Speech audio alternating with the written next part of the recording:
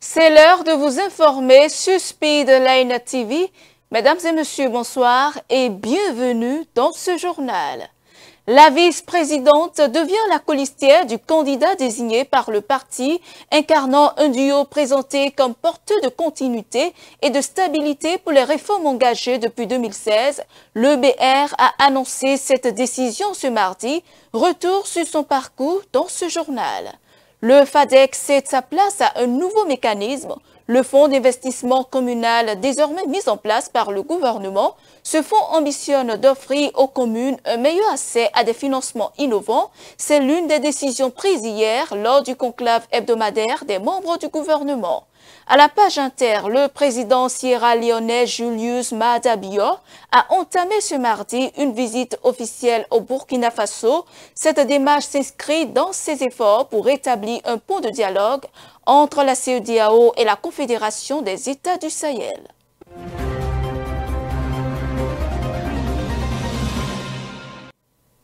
Mariam Tchabi Talata sera la colistière de Romuald Wadani pour la présidentielle d'avril 2026. L'actuelle vice-présidente de la République a été désignée pour former avec le ministre d'État chargé de l'économie et des finances le duo candidat de la mouvance à ce rendez-vous électoral. Qui est Mariam Tchabi Talata Zimeyerima? C'est dans ce commentaire signé Romaric Dossa. Le compte à rebours a commencé. C'est désormais officiel. Mariam Tchabi Talata sera la colistière de Romuald Wadani pour la présidentielle de 2026. L'actuelle vice-présidente de la République a été désignée pour former avec le ministre d'État chargé de l'économie et des finances le duo candidat de la mouvance à ce rendez-vous électoral. Mariam Tchabi Talata, épouse Zimeyerima, est née à Bembereke le 7 juillet 1963. Elle fait ses études primaires à l'école centre de Parakou et à l'école Kangezo de Cotonou où elle obtient son certificat d'études primaires en 1977. Elle poursuit ses études secondaires du premier cycle au collège d'enseignement moyen général de Bégamin et au collège d'enseignement moyen général 1 de Parakou où elle obtient son brevet d'études du premier cycle en 1981. Mariam Tchabi Talata entre au SOGE Akpakpa Centre en 1983 pour le cycle 2 de ses études secondaires et passe brillamment le baccalauréat série L1 en 1985. Amoureuse de littérature, elle s'inscrit à la faculté des lettres, arts et sciences humaines de l'Université nationale du Bénin où elle obtient une licence en philosophie en 1983. Guidée par la vocation d'enseigner, elle s'inscrit à l'école normale supérieure de Porto Novo pour une formation pédagogique et professionnelle au métier d'enseignement. Elle obtient le certificat d'aptitude au professorat de l'enseignement secondaire en philosophie en 1991 qui lui permet de passer avec succès le concours de recrutement dans la fonction publique en qualité de professeur certifié en 1992. Mariam Tchabi Talata obtient son premier poste au collège d'enseignement général 1 de Natitengou avant d'être mutée au CEG 1 de Parakou où elle occupa les fonctions de censeur de 2003 à 2007. Consciencieuse et pleine de connaissances techniques et pédagogiques, elle exerce avec rigueur et dévouement son métier et suscite l'admiration de ses supérieurs hiérarchiques, de ses collègues et de ses apprenants auxquels elle a su faire aimer la philosophie. Désireuse de contribuer à l'amélioration de la qualité de l'enseignement dans son pays, Mariam Tchabi Talata passe avec succès le concours d'inspection de l'enseignement secondaire pour un parchemin au centre de formation du personnel d'encadrement de l'éducation nationale de Porto Novo de 2007 à 2009. À l'issue de cette formation, elle intègre le corps des inspecteurs. De 2010 à 2013, elle occupe la fonction d'inspectrice de l'enseignement secondaire à l'inspection générale pédagogique du ministère. Mariam Tchabi Talata fait désormais partie des meilleurs éléments de l'enseignement secondaire.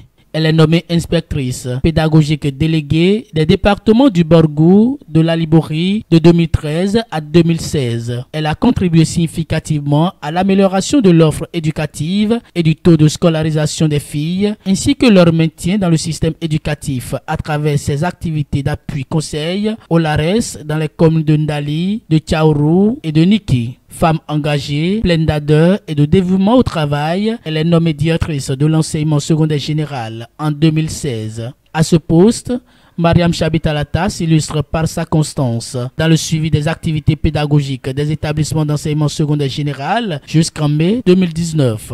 Mariam Chabitalata Zimeyerima est mariée et mère de 4 enfants.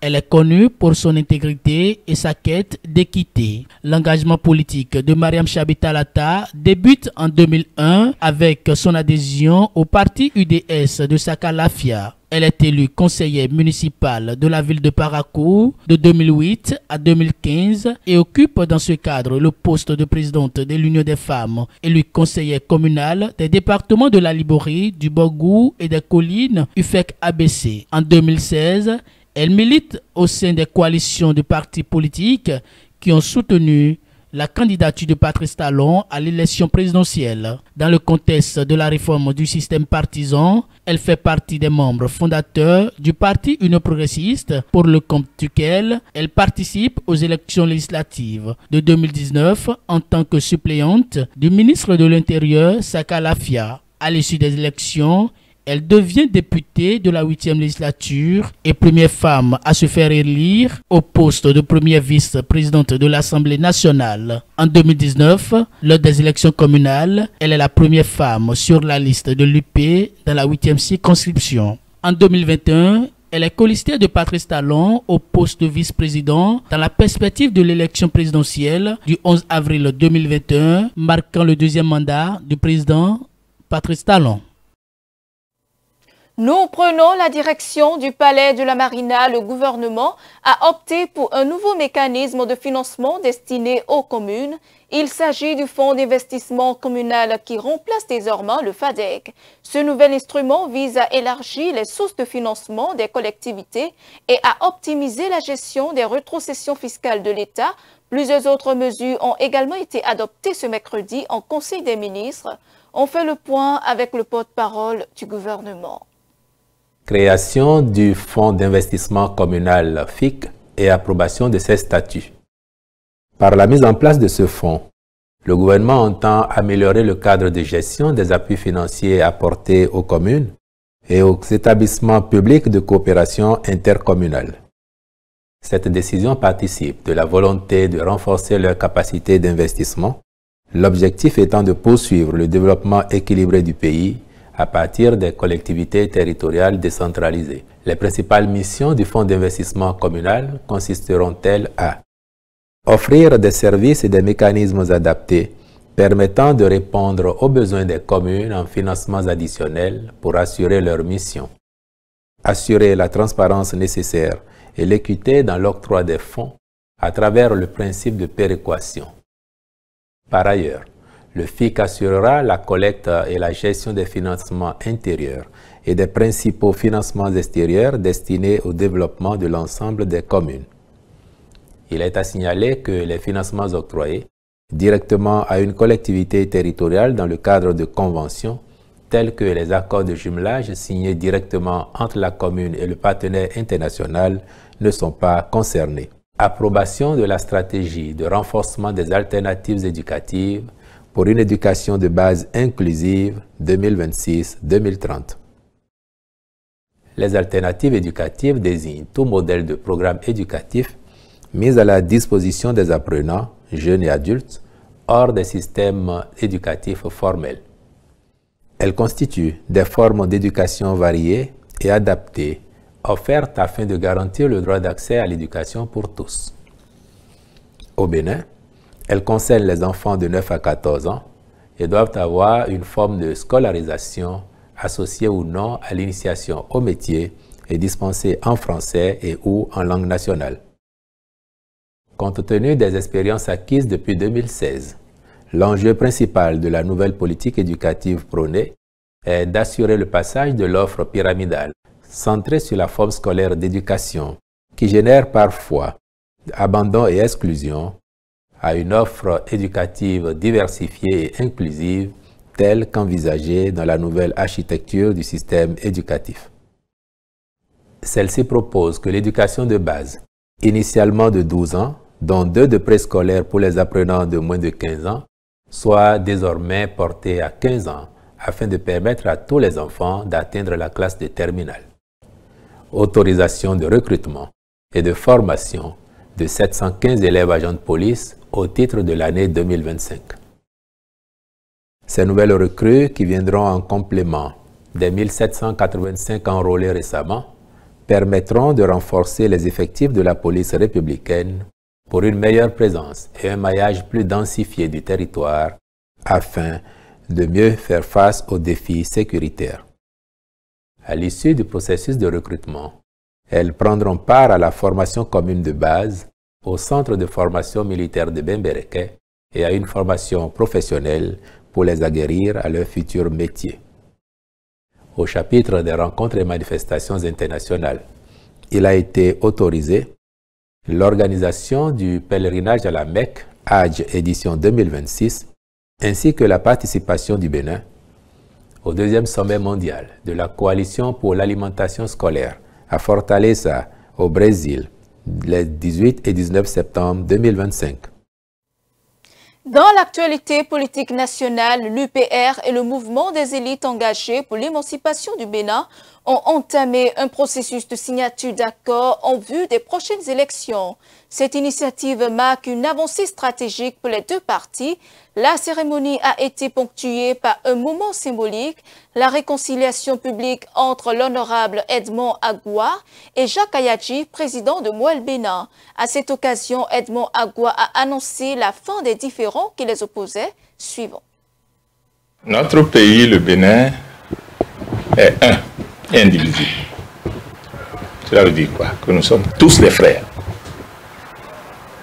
Accrochage, le mot est un peu fort, mais je peux aussi l'accepter, puisqu'il y a eu des choses qui avaient été dites. C'était important de le faire savoir. Le meilleur exemple qu'un législateur peut donner au peuple béninois, c'est le pont, c'est le respect des tests.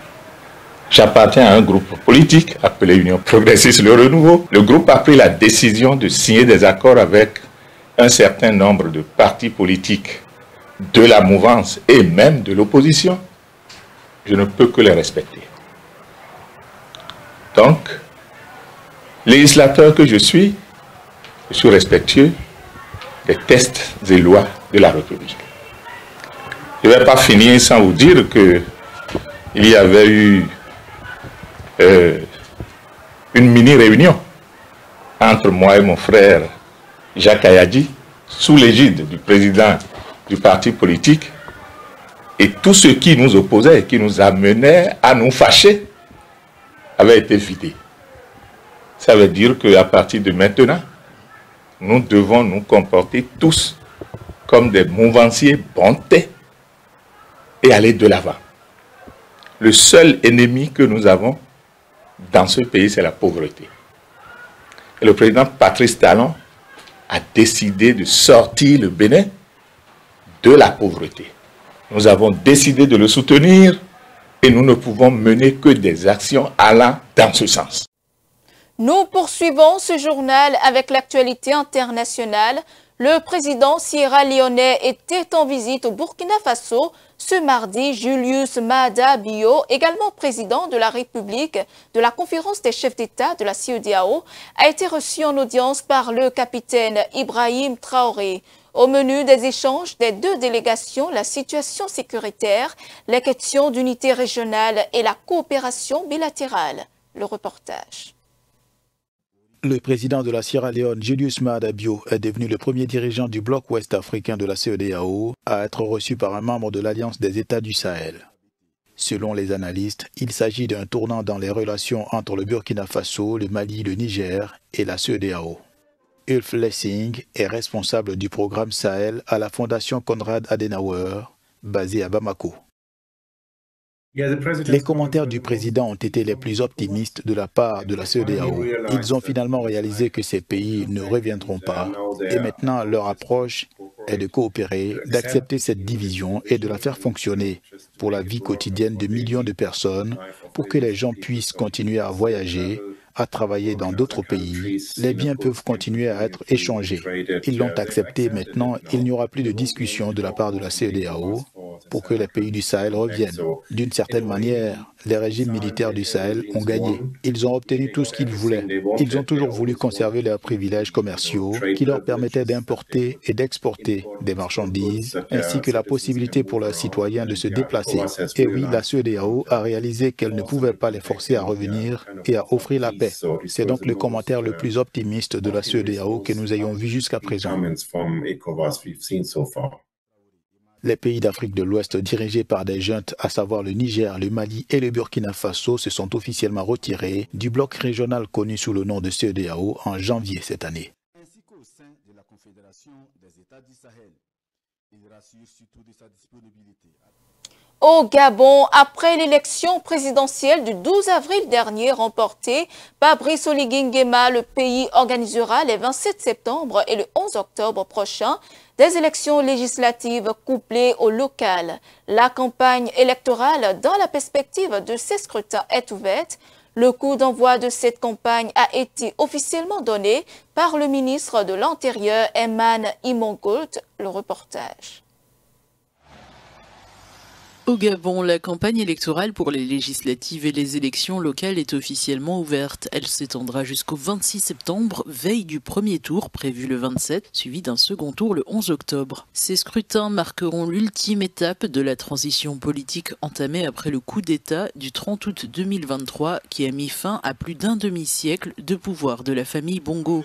Selon le ministre de l'Intérieur, Emman Imongolt, près de 1600 candidats briguent les 145 sièges de l'Assemblée nationale, dont 2 réservés à la diaspora. Environ 17 000 prétendants se présentent aux conseils municipaux et départementaux qui auront pour mission d'élire indirectement les maires, présidents d'assemblées locales et sénateurs. Une vingtaine de partis, parmi lesquels l'Union démocratique des bâtisseurs du président Oligui Nguema et le Parti démocratique gabonais, participent à cette compétition électorale.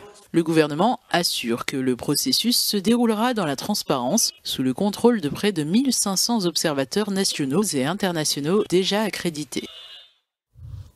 En République démocratique du Congo, le verdict est attendu ce vendredi au procès par contumace de Joseph Kabila, accusé de complicité avec le groupe armé M23 soutenu par le Rwanda.